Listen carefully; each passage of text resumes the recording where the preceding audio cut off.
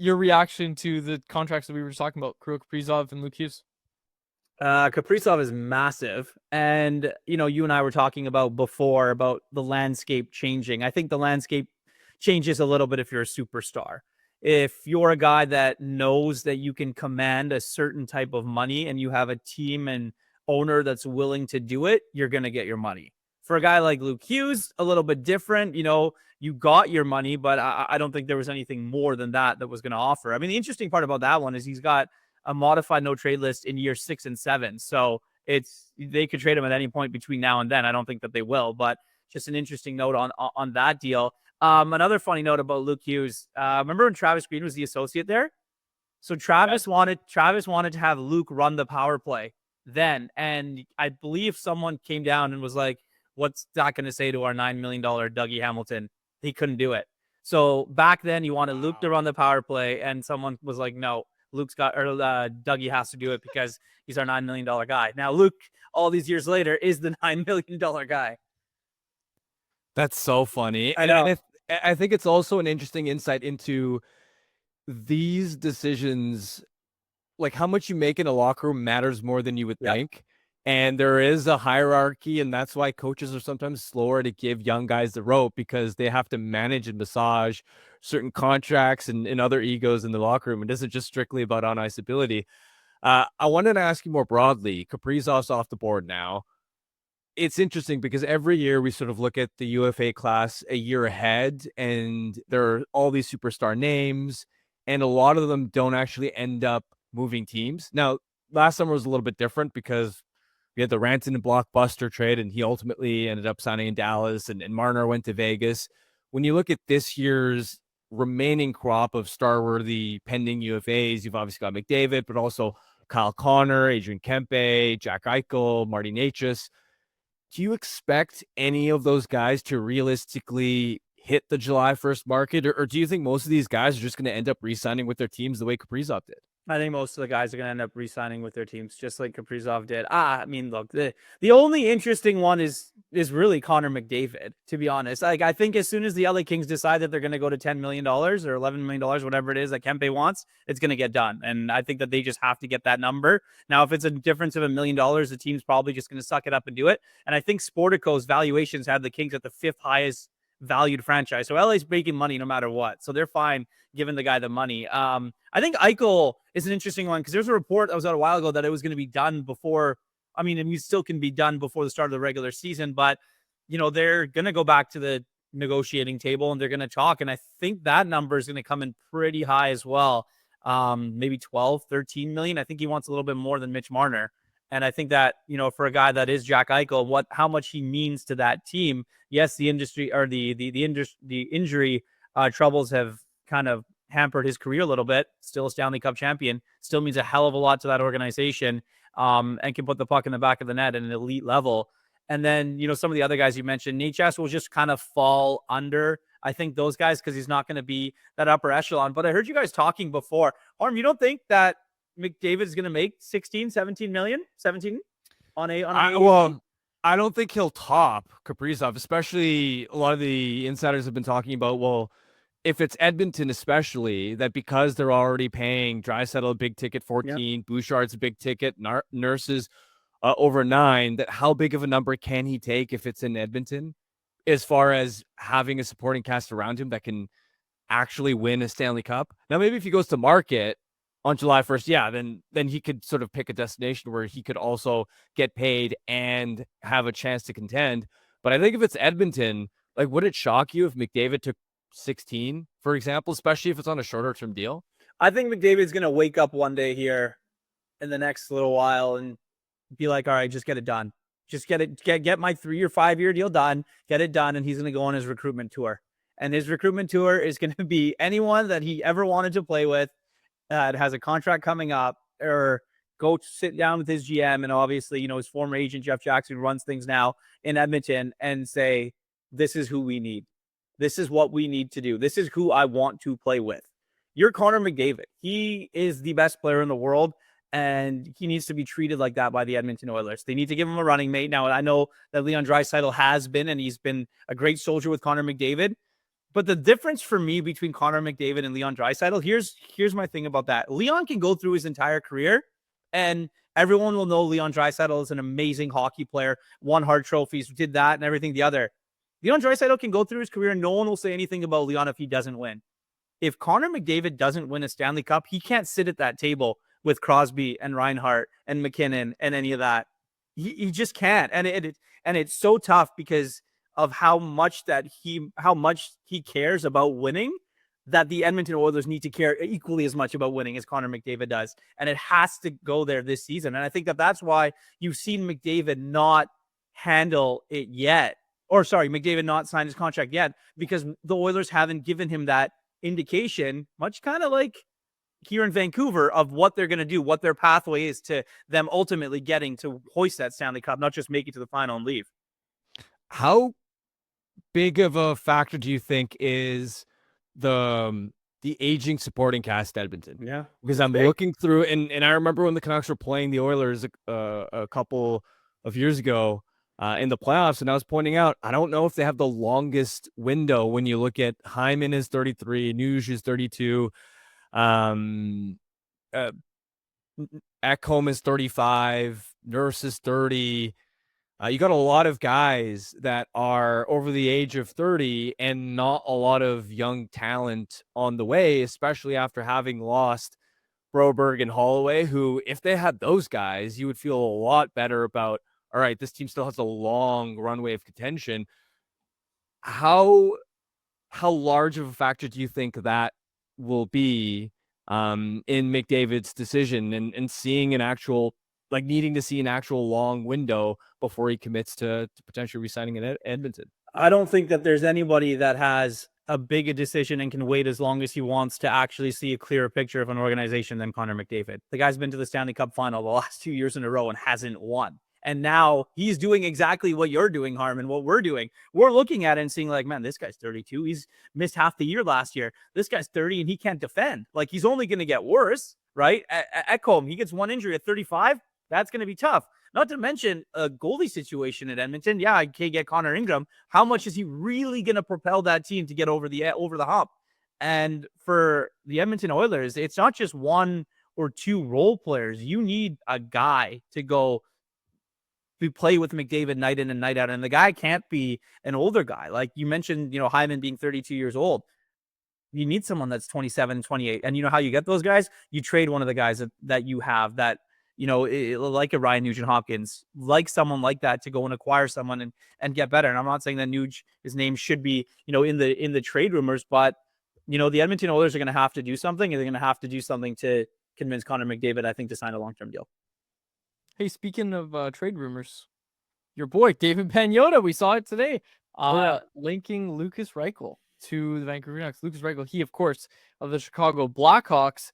An interesting name for sure, because, again, it shouldn't cost too much to go out and acquire him, but linked to the Canucks. What can you tell us about this? Do you think he's a good fit for the team? I can tell you that the team and the player, both the Chicago Blackhawks and Reichel, want to move on from each other. And I think that the Blackhawks should really take whatever they're going to get. Now, whether that's a late round pick, 6th, 7th round pick for a guy that, hasn't really panned out in the NHL. What is he? I think he's got 169 games in the NHL and 20 points, 30 points, or so is there 53, something like that, maybe. Anyways, but he's also been on some really bad Blackhawk teams. Mm-hmm. Like, a lot of the numbers of those guys on those teams have not been good. 54 points at 169 games. Thank you, Jacob. But yeah, like, I just think it's an interesting one. He's a guy that's young. He's a guy that's relatively cheap. And he's a guy that brings the Canucks a little bit more depth, I'd say, than what they already have. When you look at this Vancouver Canucks team, Archie Bain's great story, awesome, does really good things down in Abbotsford. Is he an everyday NHLer? I'm not entirely sold on that just yet. Has Atu Ratu done enough to show us that he's an everyday NHLer? I'm not entirely sold on that just yet. Jonathan Lekkerimäki, these are the guys that we go about to show. Has he done enough in training camp to prove that, again, is he an everyday NHLer? No, not yet. Reichel's got some games. He's young enough. He plays the wing, but he can play center if you really need him. Coots is going to be a player in the NHL. I don't think we should rush and try and get him into the lineup opening night if he's there. The story's been great, and he's done an amazing job for himself right now. But at 18 years old, the jump from playing against the Calgary Flames or Edmonton Oilers, AHL teams in a preseason game is going to be a lot different on October 9th when they take to the ice. Now, for a guy like Lukas Reichel, I don't know, Harm, maybe if you've looked into it and noticed a little bit more, like those are some bad teams. So maybe the numbers don't suggest, things left and right one way or the other about the player. But I think it's a good flyer to take. If you're the Canucks, like a 6-7 round pick, if that's all it's going to cost you to go get a guy to plug into up the lineup, I think that, you go and take that shot. Yeah. If it's like a 7th round pick, I would do it. Now, it is interesting. Part of the reason why he could be so cheap is because he would require waivers to be sent down. Yep. This is the first year he's eligible for that because he's already hit 160 games played, I believe. Yeah. And really that's why it wouldn't cost a lot. The Blackhawks just don't have the leverage. They can't just send him back to the A. I'm trying to look through now because if my memory serves me, like, do you think that you think the Blackhawks would waive him? I don't think so. I think that someone will offer.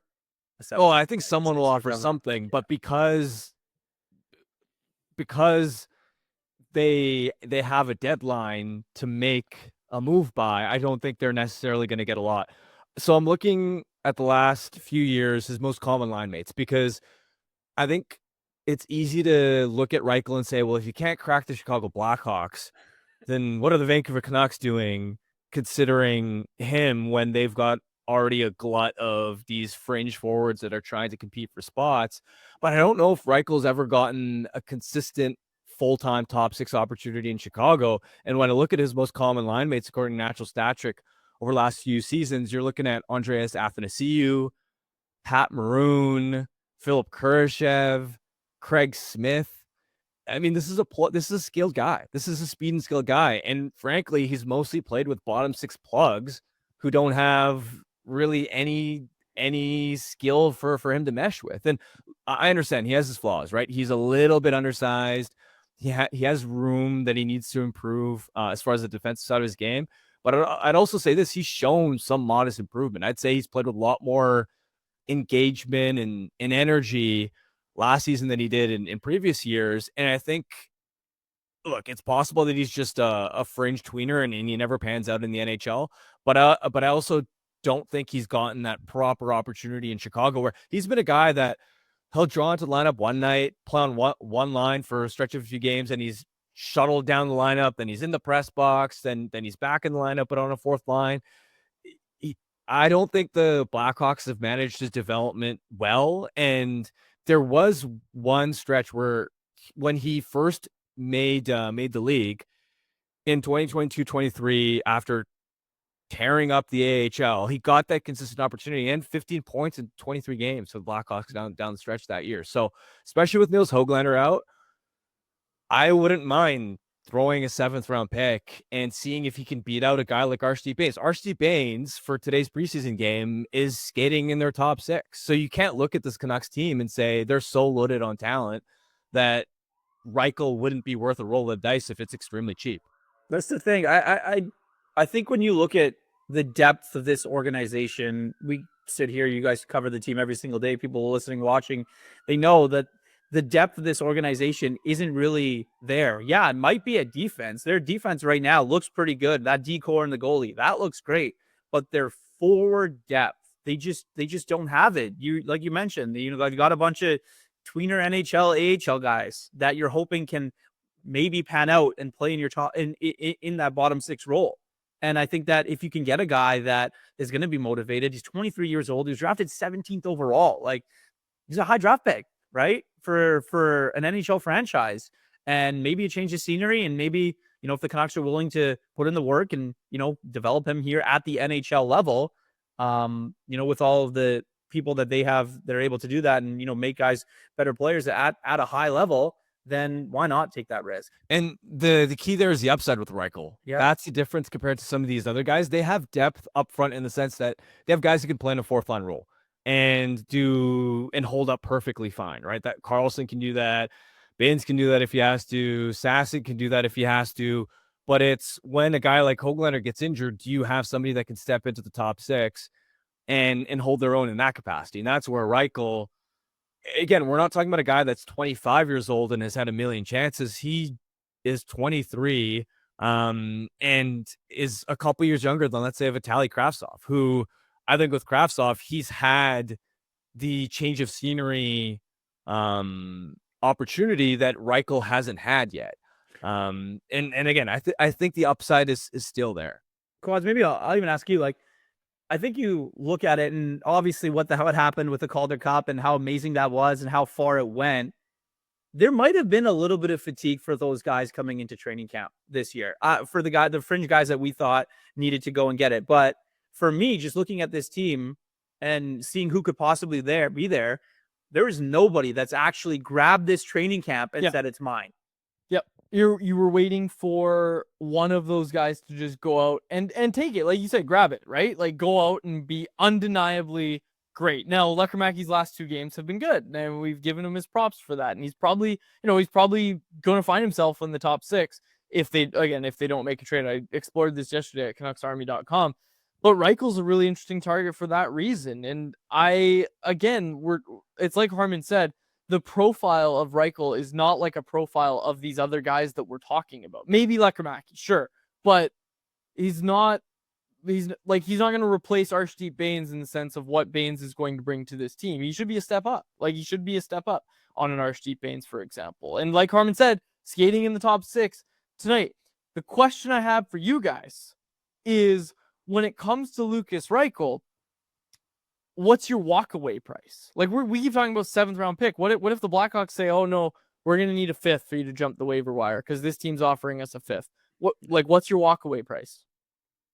Probably that. Like if they're not getting anything more than a 5th round pick. Okay, but if it's I'm not paying you more saying than a no? No. Okay, but you will pay for a 5th. The Blackhawks are probably going to come and say that there are other teams offering this, that, and the other. Give us what your best offer is. And the Canucks are like, okay, we'll just take this 5th round pick. But that's probably it. Yeah, 5th and I throw think in you're not Janelle getting anything Klimovich. more. I'd be okay with that. 5th and throw in Janelle Klimovich. I think if you're not throwing in another player, no chance. Like the Blackhawks need to get rid of this player. Like they you are not throwing in another player. If you can't get him for a 5th round pick, well, let's just put it this way. If he's been offered if there's a 5th round pick that's been offered and the Blackhawks haven't taken it because they think that they can get more, that's on them. Fair enough. Like they should be happy. They should be happy with that. Yeah, I think around a 5th. If it's more than that, then yeah. Not Stop trying to give away players, Quad.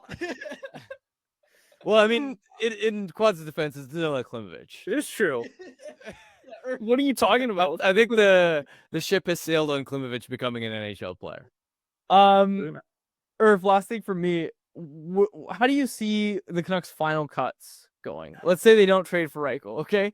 Like, is Braden Coos going to make this roster? Is Jonathan Lekkerimäki going to make this roster? Is Baines a guy that gets sent down? Sasson? Like, how do you see the kind of final roster cuts going as we get set with the next final 2 preseason games coming here? I don't know about Coots. I think the story's been incredible. I think what he's shown here has been awesome. But you're going to throw in an 18-year-old right into the NHL, and then you're going to have to be wary of him playing 9 games if in round he does end up that way. You're going to burn a year of his contract. Is that something that you're going to take into consideration? You know, this is a little bit of a different story than, say, an Easton Cowan in Toronto, where he's going to get a chance to play, right? Whereas here, you've worked this hard and earned your spot up until this far and gotten the experience that you need. And you can go back to junior and take that experience. It's invaluable. Like, you're going to get it, and you're not going far either. Your teams are going to pay attention to you, right? So I think that Lekkerimäki is definitely going to have a chance if he can somehow make in that top 6. The Höglander injury is an interesting one because he's out for so long now. And what are you going to do with that spot? Because if someone gets injured in the top 6, Höglander's a guy that always moves up and plays in that role. So he's so versatile playing in that 3rd and 4th line role if needed, but also can move up that lineup. So do the Canucks have anybody on their depth chart that you can plug into a game and have on the team on a roster and situation and say, okay, we're comfortable leaving them in the bottom 6, but if we need something more from them, they can go play in that top 6. So I think Lekkerimäki fits that mold a little bit. Archdeep Baines more, I would say, in that 3rd, 4th line thing. I don't know if you agree with me, Harm, on that. But if you're looking for a guy that, can provide a spark on offense, it's probably going to be Lekkerimäki over Baines. I wanted to ask before we close this out with you, just overall, when you step back and look at the Canucks camp and preseason so far, it's felt from a vibes perspective good that things have been quiet. There hasn't been much drama. There isn't anything really that we're panicking about on October 1st, which hasn't always been the case in previous falls in the lead up to the regular season. From your perspective, because you're more plugged in often than we are, what's your sense of just the vibe and the spirit around the team, especially with the new coaching staff in place? I've been on with you guys for 23 minutes. We haven't talked about Elias Pettersson, so thank you. But I mean, that's it, right? It's quiet. It's quiet. Things are good, right? And I think that when things are good, you hope that the results can, happen because of that. And, they're going to be a hardworking group. They might surprise some people. They are built out, obviously, with from a defensive coach in Adam Foote to two great goaltenders in Thatcher Demko and Kevin Lankinen, and then their defense is good too. So if they can get the scoring, if the offense can connect, and I said not Elias, we haven't said Elias Pettersson's name yet, but if Elias Pettersson can go back and find his magic, then this team could surprise some people. We've talked about this before on different programs. You look at the West. They will maybe be battling with the Kings for a final wild card spot, or that in the division. Like, the West isn't that great right now. And if the Canucks can find themselves playing meaningful hockey here in March and down the stretch, I think it'll be a successful season. Great stuff as always. We'll see you on Rinkwide tonight. Rinkwide Vancouver. Yep, Rinkwide, Jeff and I tonight and Friday, 2 dress rehearsals. Then we get at her on opening night next Thursday. Love it. Thanks for doing this, sir. All right, gentlemen. Be well.